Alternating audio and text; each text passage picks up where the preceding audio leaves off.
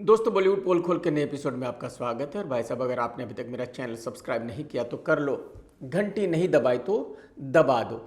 अगर आप घंटी दबा दोगे तो मज़ा आ जाएगा, तो मज़ा आ जाएगा, तो मज़ा आ जाएगा, तो मज़ा आ जाएगा, तो मज़ा आ जाएगा। दोस्तों, जब फिल्म सैयारा रिलीज हुई थी तो उसके रिव्यू में मैंने पांडे फैमिली के बारे में बात की थी। कल मेरे एक दोस्त ने मुझे कॉल किया, वो पांडे है, और उसने कहा कि भाई साहब मैंने आपको अनफॉलो कर दिया है। मैंने पूछा कि क्यों? उसने कहा कि आपने जो सैयारा फिल्म का रिव्यू दिया था उसमें पांडे कम्युनिटी के बारे में बहुत ही गलत कहा है। मैं आप सभी से कहना चाहता हूं कि मैंने पांडे कम्युनिटी के बारे में बिल्कुल कतई कुछ भी गलत नहीं कहा। मैं सिर्फ पांडे फैमिली के बारे में बात कर रहा था। तो अगर कुछ लोगों को ऐसा लगा, ऐसा महसूस हुआ कि मैंने पांडे कम्युनिटी के बारे में कुछ कहा है, तो मैं उनसे हाथ जोड़कर माफी मांगता हूं। मैं ऐसा कभी नहीं करता कि किसी कम्युनिटी के बारे में बात करूं या किसी रिलीजन के बारे में बात करूं। तो ऐसा हो सकता है कि मैंने जो कुछ भी कहा था वो कुछ पांडे कम्युनिटी के लोगों ने ऐसा सोचा हो कि मैंने कम्युनिटी के बारे में बात की है, लेकिन बिल्कुल नहीं की है। तो मैं फिर से आप सभी लोगों से माफी चाहता हूं जिन लोगों को ऐसा लगा। शाहरुख खान के बेटे आर्यन खान की वेब सीरीज आ रही है बैड्स ऑफ बॉलीवुड। इसके नाम को लेकर बहुत कंफ्यूजन है। मेरे ख्याल में अगर नाम रखा गया है तो रखा गया है, फिर अब नाम चेंज करने का कोई मतलब नहीं बनता कि भाई उसमें डॉट डॉट लगाओ या उसको आधा नाम लिखो। अरे भाई, जो आपने कह दिया, आर्यन कह दिया ना, क्या फर्क पड़ता है भाई साहब। मैं आर्यन से और नेटफ्लिक्स वालों से सिर्फ इतना कहना चाहूंगा कि आप लोग किन के बारे में बात कर रहे हो सारी दुनिया जानती है। तो उसमें नाम में आप डॉट डॉट्स लगाओ या उसको आधा नाम लिखो, कोई फर्क नहीं पड़ता। पूरी दुनिया को पता है कि इस वेब सीरीज का नाम है द ऑफ बॉलीवुड, और मुझे पर्सनली ऐसा लगता है कि इस नाम में बिल्कुल भी कोई खराबी नहीं है। एनीवे, इस वेब सीरीज का पहला गाना रिलीज हुआ है और गाना बहुत ही बढ़िया है, बहुत ही अच्छे से लोकेशन पे शूट किया गया है, और जो लड़का लड़की डांस कर रहे हैं उसको देखकर भाई साहब मजा आ जाता है। जैसे कि आप सभी जानते हैं कि मैं वेब सीरीज नहीं देखता, तो मुझे नहीं पता कि वेब सीरीज में फिल्मों की तरह गाने होते हैं क्या, लेकिन इस वेब सीरीज में फिल्म की तरह गाना देखकर मुझे बढ़िया लगा। ऑलरेडी सारी दुनिया को पता चल चुका है कि आर्यन ने इस वेब सीरीज का डायरेक्शन किया है। इसी वजह से इस वेब सीरीज को हाइप बहुत ही मिल चुकी है और जल्दी ही इसका ट्रेलर रिलीज होने वाला है। तो मेरे ख्याल में ये वेब सीरीज बहुत ही बड़ा धमाका करने वाली है। महाफ्लॉप सिद्धार्थ और पनौती जानवी कपूर की फिल्म परम सुंदरी जल्दी ही रिलीज होने वाली है। यही वजह है कि ये दोनों पूरे हिंदुस्तान में घूम रहे हैं इस फिल्म का प्रमोशन करने के लिए। तो सिद्धार्थ ने मीडिया के सामने कहा कि जानवी बहुत ही कमाल की एक्ट्रेस है, इतनी गजब की एक्ट्रेस है, इतनी गजब एक्टिंग करती है कि जब सिद्धार्थ उसकी एक्टिंग को देखता है तो एकदम देखता रह जाता है। सिद्धार्थ ने कहा कि उसको लगता है कि जानवी कैटरीना और दीपिका से भी बेहतर एक्ट्रेस है। बताओ बताओ, मतलब क्या क्या सुनना पड़ेगा, एक ही जीवन में क्या क्या देखना पड़ेगा। ऊपर वाले ने कौन से गोले पे भेज दिया मुझे।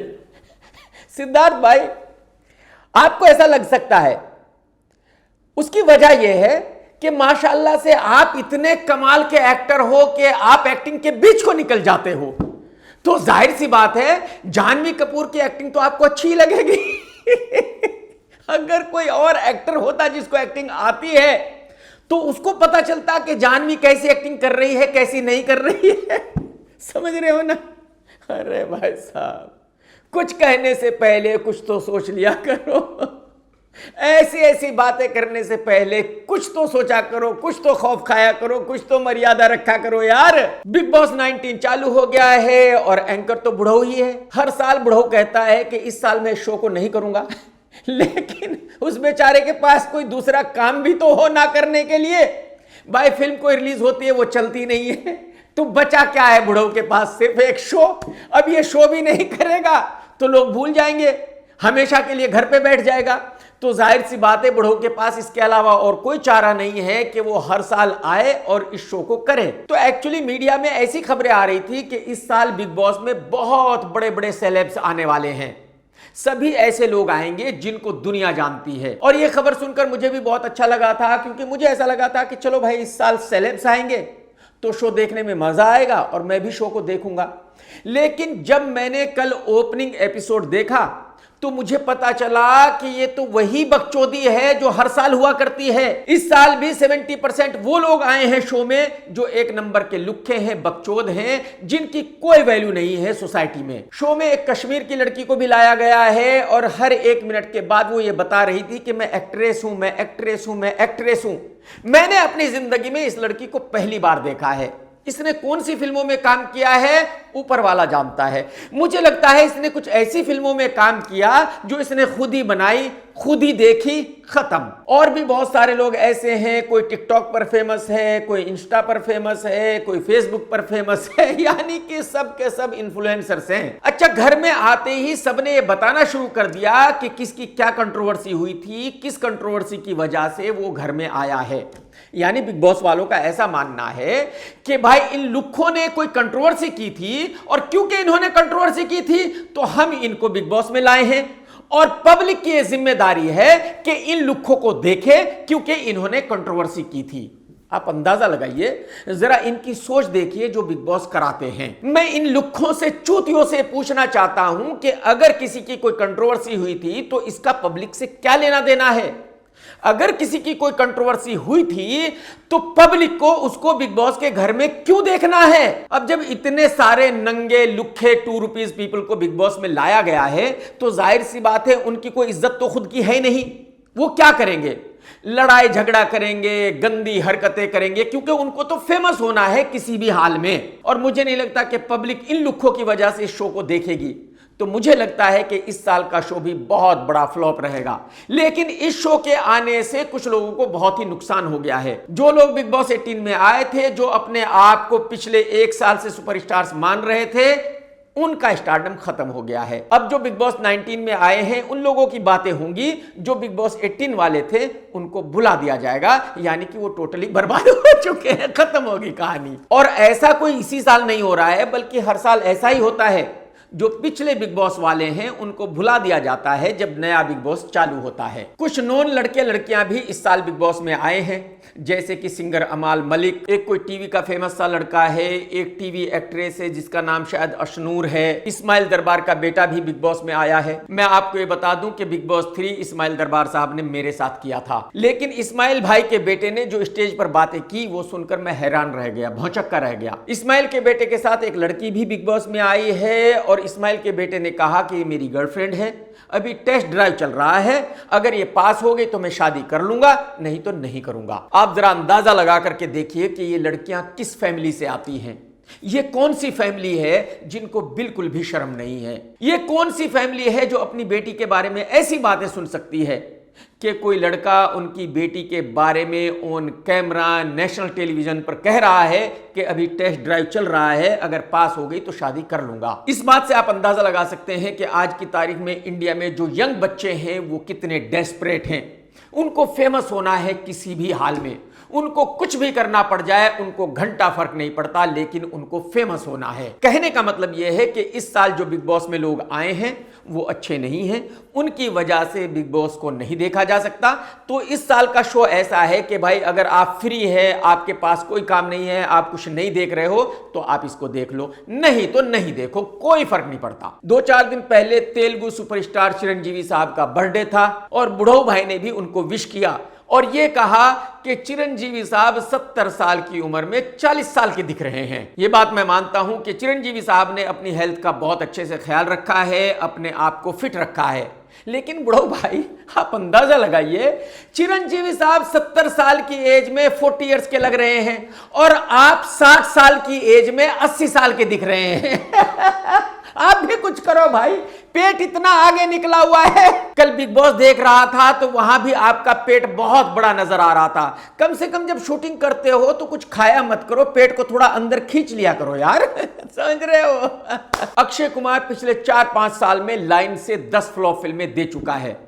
तो अब अक्षय कुमार को ये पता चल चुका है कि वो मिथुन दा बन चुका है, अब उसकी फिल्म चलनी नहीं है, पब्लिक ने उसकी फिल्म देखनी बंद कर दी है। तो जिस तरह से आखिरी वक्त में मिथुन ने किया था कि एक के बाद दूसरी, दूसरी के बाद तीसरी बहुत सारी फिल्में की थी सिर्फ पैसे कमाने के लिए, ठीक वैसा ही अब अक्की कर रहा है। अक्की की एक और फिल्म चालू हुई है जिसका नाम है हैवान, जिसको डायरेक्ट कर रहा है रात में काला चश्मा पहनने वाला प्रियदर्शन, और जिसका मेन हीरो है बंदर नवाब सैफ अली खान।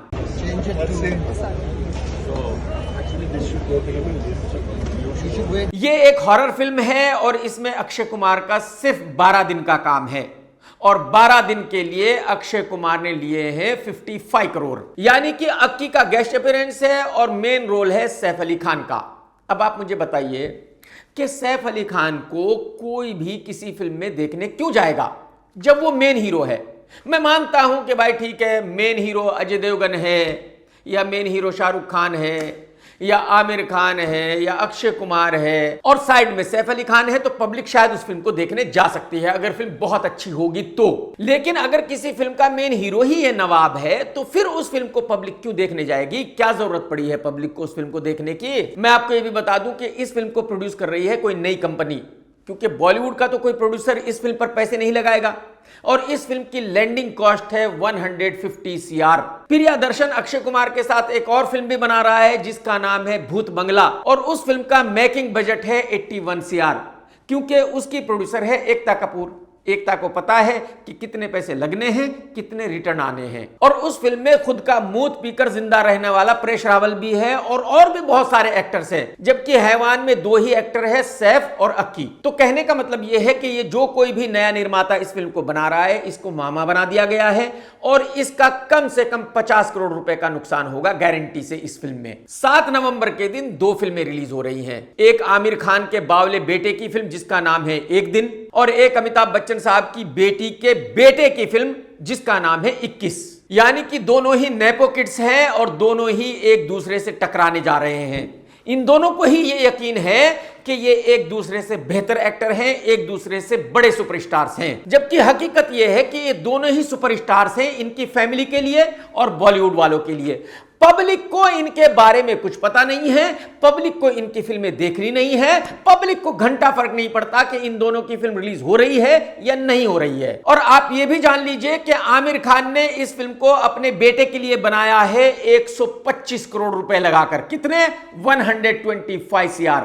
आप अंदाजा लगा सकते हैं कि ये फिल्म कितनी बड़ी डिसास्टर होगी और आमिर खान का कितना नुकसान होगा। इससे पहले आमिर खान की फिल्म आई थी सितारे जमीन पर, जिसमें कम से कम 100 करोड़ रुपए का नुकसान हुआ है, यानी कि टिंगू भाई की रेल बनी हुई है। अगर ये दोनों ही फिल्में 15-20 दिन के अंतर से रिलीज होंगी तो शायद पब्लिक फिर भी किसी फिल्म को देखने चली जाएगी, शायद ये फिल्में थोड़ा बहुत बिजनेस कर लेंगी। लेकिन आप अंदाजा लगाइए कि दोनों फिल्मों को एक ही दिन रिलीज किया जा रहा है ताकि 100% कंफर्म हो जाए कि दोनों में से कोई भी फिल्म चलनी नहीं है।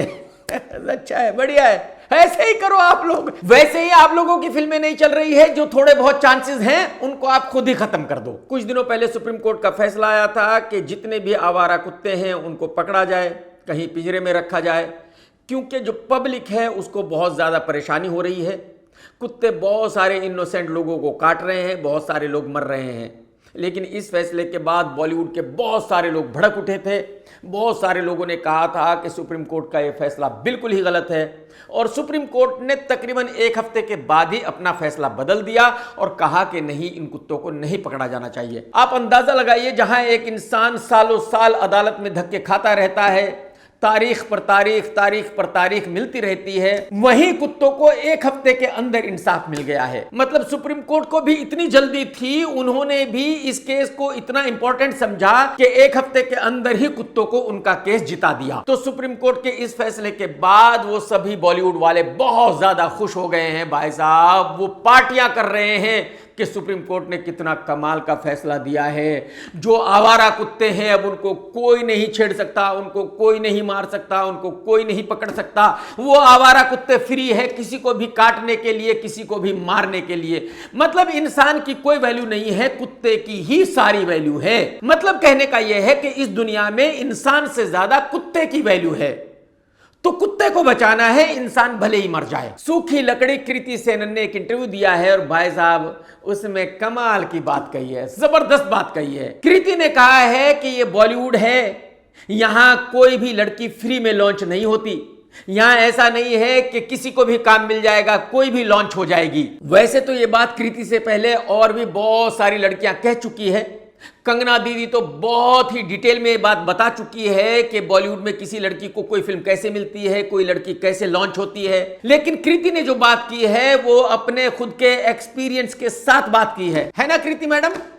आपसे ज्यादा कौन जान सकता है इस बारे में कि कोई लड़की कैसे लॉन्च होती है? क्योंकि टाइगर श्रॉफ की जिस फिल्म हीरोपंती में आपको लॉन्च किया गया था, एक्चुअली उसकी हीरोइन तो आप नहीं थी, उसकी हीरोइन थी दिशा पता नहीं।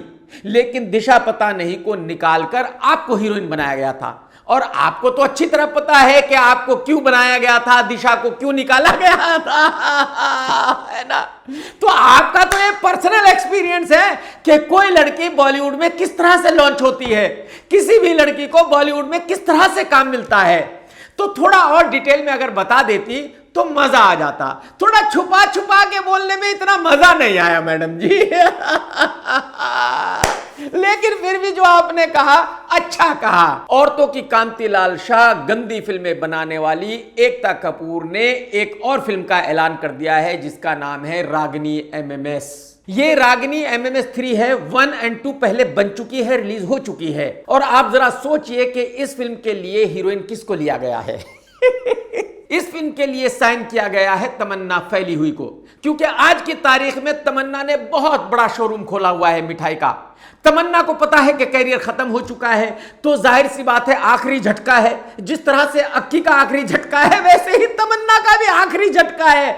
तो तमन्ना ये चाह रही है कि जिस तरह से भी फिल्में मिले, जहां से भी मिले, जो भी मिले कर लेनी है, पैसे कमाने हैं, क्योंकि कुछ सालों के बाद तो फिल्में बिल्कुल मिलने वाली है नहीं। लेकिन आप अंदाजा लगाइए कि सरकार ने एकता का ओटीटी प्लेटफॉर्म ऑल्ट बंद कर दिया है, बैंड कर दिया है। इसके बावजूद भी ये औरत ऐसी फिल्में बनाने से पीछे नहीं हट रही है। और जो सोसाइटी के जाने माने लोग हैं वो एकता कपूर के बारे में क्या कहते हैं जरा सुन लीजिए। खुद की देवी देवताओं का वो कर रहे हो, तो देवी देवताओं को तो इंसल्ट करने में एकता कपूर ने कुछ बाकी नहीं रखा है। महालक्ष्मी को इंसल्ट किया है, आर्मी को इंसल्ट किया है, तो ये समय बड़ा नुकसान कर रहे हैं। इनकी जगह जेल में ही है। एकता कपूर तो एक तरीके से कल्चरल टेररिस्ट ही है, समझो आप। मतलब ये औरत सोसाइटी में इतनी बदनाम है ऐसी फिल्मों को लेकर, ऐसा कंटेंट बनाने के लिए, लेकिन इसके बावजूद भी ये हार नहीं मान रही है। इसके बावजूद भी इसको घंटा फर्क नहीं पड़ता कि कोई क्या कहता है। इसके बावजूद भी ये XXX फिल्में ही बनाएगी अपना घर चलाने के लिए। और हद देखिए कि बीजेपी सरकार ने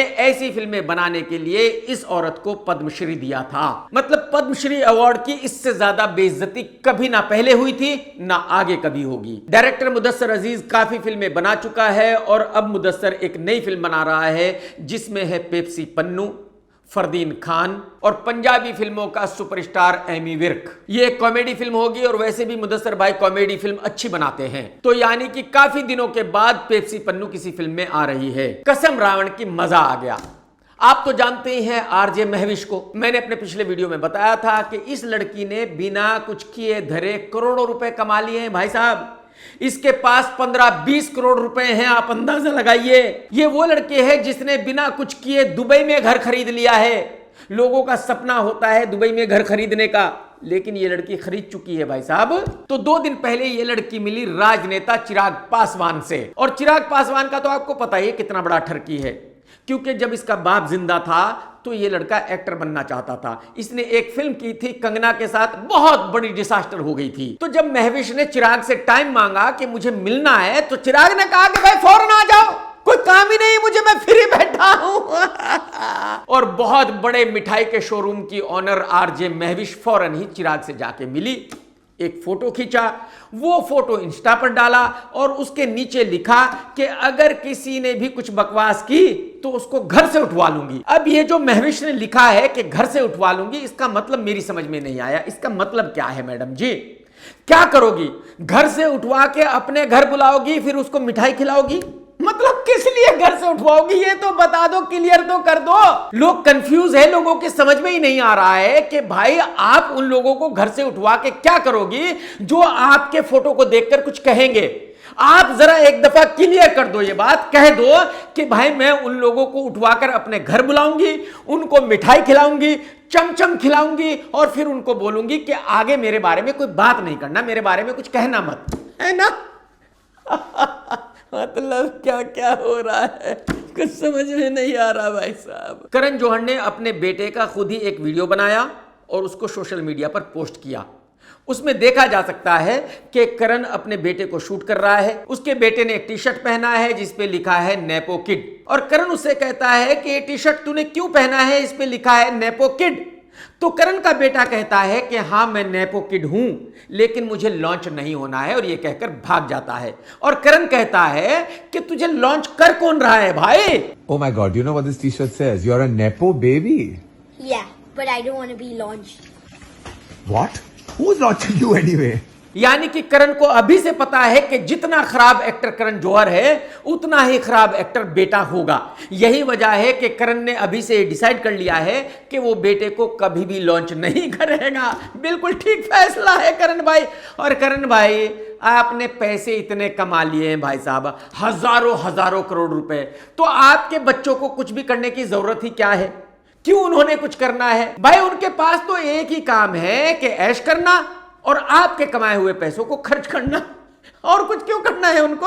आप में से बहुत सारे लोग शिकायत कर रहे हैं कि मैं मालेगांव के सुपरस्टार कैटरीना के ड्राइवर की कोई खबर क्यों नहीं दे रहा हूं। तो दोस्तों, कैटरीना के ड्राइवर विक्की भाई की खबर यह है कि वो गोलगप्पे निर्माता दिनेश विजन की एक फिल्म कर रहा है, और उसको लग रहा है कि वो फिल्म बहुत बड़ी ब्लॉकबस्टर होने वाली है, ठीक वैसे ही जैसे कि छावा हुई है। और ये मालेगांव का सुपरस्टार दूसरी फिल्म कर रहा है एसएलबी की, जिसका नाम है लव एंड वॉर, जिसमें हीरो है रणबीर कपूर, हीरोइन है आलिया भट्ट। और मालेगांव के सुपरस्टार को यह उम्मीद है कि यह फिल्म भी बहुत बड़ी ब्लॉकबस्टर होने वाली है। तो कैटरीना के ड्राइवर को यह उम्मीद है कि उसकी अगली दोनों फिल्में बहुत बड़ी ब्लॉकबस्टर होने वाली है, और उसके बाद वो शाहरुख खान से भी बड़ा सुपरस्टार बन चुका होगा। उन दोनों फिल्मों के रिलीज होने के बाद तो बॉलीवुड के बाकी एक्टर उसके सामने भाई साहब पानी भरते नजर आएंगे, और मैं 200% गारंटी के साथ कह सकता हूं कि ये दोनों ही फिल्में डिजास्टर होने वाली है। छावा बहुत बड़ी हिट हो चुकी है, और ये पॉसिबल नहीं है कि विक्की की दूसरी फिल्म भी इतनी ही बड़ी हिट हो जाएगी। अगर एसएलबी की फिल्म लॉ एंड वॉर के बारे में बात करूं तो उसकी कास्टिंग ही गलत है, ये मैं पहले भी कह चुका हूं।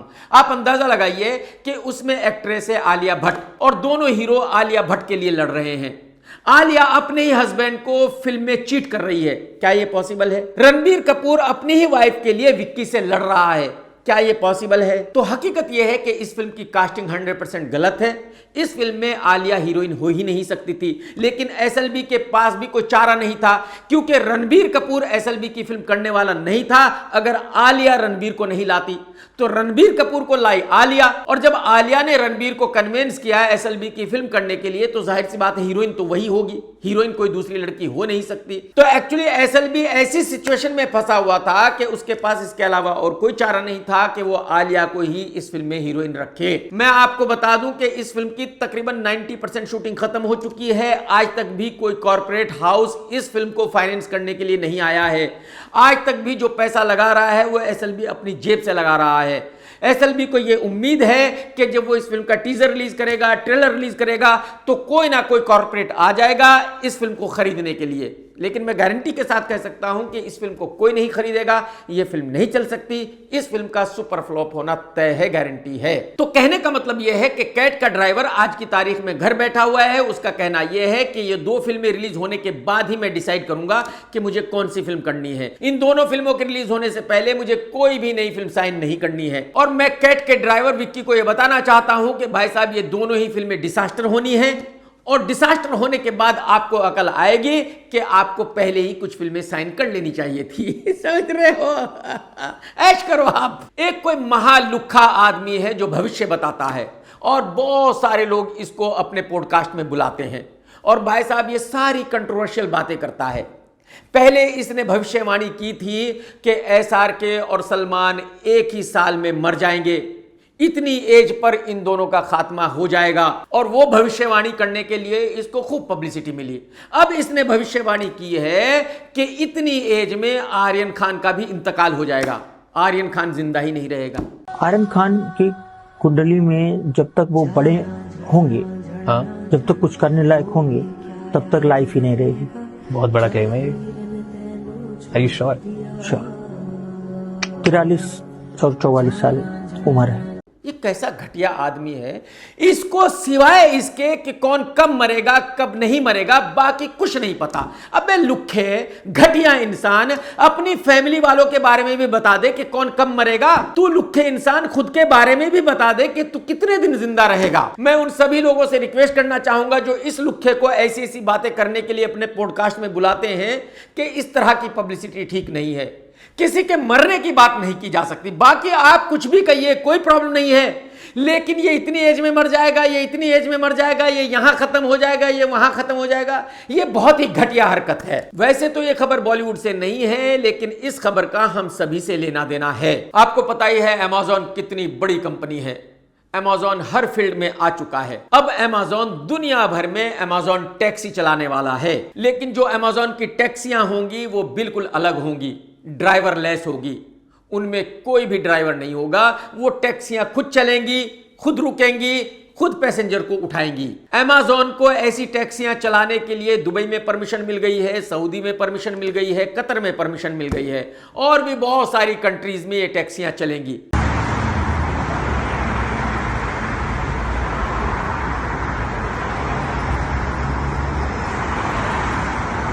तो इन टैक्सियों के चलने के बाद बहुत सारे ऐसे ड्राइवर्स हैं जिनका जॉब चला जाएगा। वो बेचारे क्या करेंगे पता नहीं, लेकिन एक बात के लिए आप 100% श्योर रहिए कि हिंदुस्तान में अगले 100 साल में ये टैक्सियां चलने वाली नहीं हैं। हिंदुस्तान में ऐसे रोड और पुल बन रहे हैं कि हिंदुस्तान में इन टैक्सियों को अगले 100 साल में भी नहीं चलाया जाएगा। मैं तो कहता हूं कि शायद अगले 200 साल में भी नहीं चलाया जाएगा, 100 साल तो छोड़ ही दीजिए। तो इससे आप अंदाजा लगा सकते हैं कि आज की तारीख में वर्ल्ड की दूसरी कंट्रीज में और इंडिया में क्या फर्क है। वरुण धवन की एक फिल्म आने वाली है जिसका नाम है सन्नी संस्कारी। इस फिल्म का आज पहला पोस्टर रिलीज किया गया है, जल्दी ही इसका टीजर आएगा, ट्रेलर आएगा। मैं उनको देखूंगा और आप लोगों को बताऊंगा कि ये फिल्म कैसी हो सकती है। कुछ महीनों पहले सन्नी देओल की एक फिल्म रिलीज हुई थी जिसका नाम था जाट, और उस फिल्म को हिट माना जाता है। हालांकि वो फिल्म हिट नहीं थी, ये मैं आपको बता दूं, लेकिन क्योंकि उस फिल्म का परसेप्शन ऐसा बन गया है कि हिट फिल्म है, यही वजह है कि अब उस फिल्म का सीक्वल बन रहा है, यानी कि जाट 2। उस फिल्म में भी हीरो सन्नी देओल ही होगा। वो फिल्म भी एक एक्शन फिल्म होगी और उसमें और भी बहुत सारे एक्टरों को लिया जाएगा। कसम राजस्थान के उस काले हिरन की जो अपनी जिंदगी से बहुत ज्यादा परेशान था, जिसको किसी ने नहीं मारा था, जिसने खुदकुशी कर ली थी, एक फिल्म आने वाली है प्रभास की जिसका नाम है राजा साहब। और भाई साहब इस फिल्म का बजट क्या है ये सुनकर आपको गश आ जाएंगे। उस फिल्म की लैंडिंग कॉस्ट होगी 550 to 600 CR। कितना भाई साहब? 550 करोड़ से 600 करोड़ इस फिल्म की लैंडिंग कॉस्ट होगी। आप अंदाजा लगाइए कि ये कितनी बड़ी रकम है, कितना भारी भरकम बजट है। एक्चुअली ये जो 500-600 करोड़ के बजट का ड्रामा चालू किया था, ये किया था राजा मौली ने RRR के साथ। RRR सुपर फ्लॉप रही थी, उसके बावजूद भी उस फिल्म को हिट बताया गया था। क्यों? क्योंकि यह किसी ने नहीं पूछा था कि उस फिल्म का बजट क्या था। उस फिल्म का बजट था तकरीबन 700 करोड़ और उस फिल्म की रिकवरी हुई थी तकरीबन 550 करोड़, यानी कि तकरीबन 150 करोड़ रुपए का लॉस हुआ था उस फिल्म में। और राजा मौली के उस फिल्म को बनाने के बाद, उस फ्लॉप फिल्म को हिट बताने के बाद, बहुत सारे दूसरे डायरेक्टरों ने वही ड्रामा चालू कर दिया था और उसी ड्रामे के तहत ये इतनी बड़ी बड़ी फिल्में बन रही है। वार 2, कुली, राजा साहब। मैं आपको ये बता दूं कि वार 2 भी बहुत बड़ी डिसास्टर हो चुकी है, कम से कम 200 करोड़ रुपए का लॉस होगा। कुली भी बहुत बड़ी डिसास्टर हो चुकी है, उस फिल्म में भी कम से कम 200 करोड़ रुपए का लॉस होगा। और राजा साहब फिल्म का भी इतना बड़ा बजट है कि ये पैसे रिकवर करना बहुत मुश्किल है, बहुत ज्यादा मुश्किल है। अगर फिल्म का थिएट्रिकल बिजनेस कम से कम 500-600 करोड़ रुपए हो तब जाकर यह पैसा रिकवर हो सकता है। तो अभी से यह कहना कि यह फिल्म अच्छी होगी या बुरी होगी ये तो सही नहीं होगा, लेकिन हाँ ये मैं कह सकता हूं कि इस फिल्म का जल्दी ही टीजर रिलीज होने वाला है, ट्रेलर रिलीज होने वाला है। उनको देखकर पता चल जाएगा कि यह फिल्म हिट होगी या बहुत बड़ी डिसास्टर होगी। दोस्तों अगर आज का वीडियो आपने देखा है तो लाइक करना बिल्कुल मत भूलना, कमेंट्स करके जरूर बताना कि आज का वीडियो आपको कैसा लगा। टेक केयर दोस्तों, tata bye bye, love you, Jai Hind. सत्यमेव जयते।